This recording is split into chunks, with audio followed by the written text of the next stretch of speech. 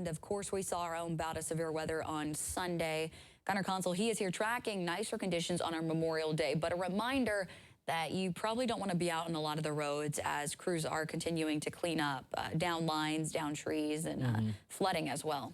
And especially as the National Weather Service goes and investigates those areas to determine whether it was straight line winds or a potential tornado that touched down throughout parts of Illinois and the bluegrass yesterday. Right now we got clear conditions. We even have some hope. I've been telling you all morning, don't be discouraged by the clouds. They should be burning off, and we're starting to get our first glimmer of hope.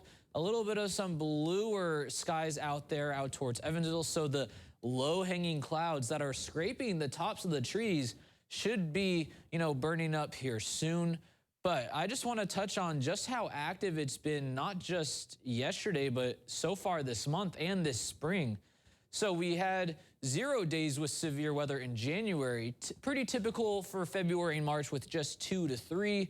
But then things really ramped up April. And if you didn't think April could get more active, well, May, we've seen almost half of the days this month so far have a threat for severe weather or even see severe weather.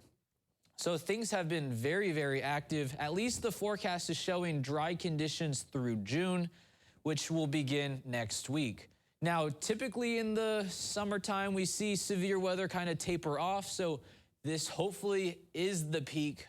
We should be seeing things taper off as we enter the doldrums of summer, where we usually see much drier stretches.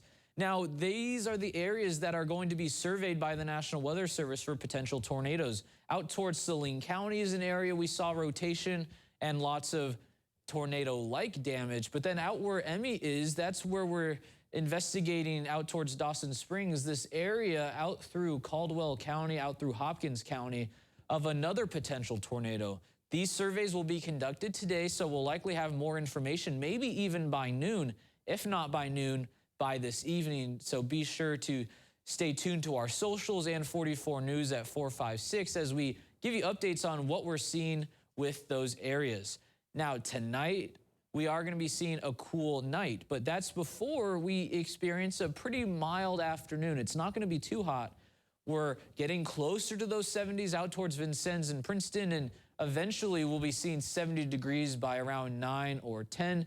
And with those 70s comes temperatures warm enough to burn off that fog, and we'll see nice sunnier skies by the afternoon. So if you want to grill, go by the pool, we'll be seeing sunnier skies by this afternoon, 78 degrees. And fortunately, this sunny weather train keeps chugging along because it's been long overdue. We got nice sunny days even up until next weekend, and we could even have a few chilly mornings with lows in the 50s a few days this week as we approach the weekend.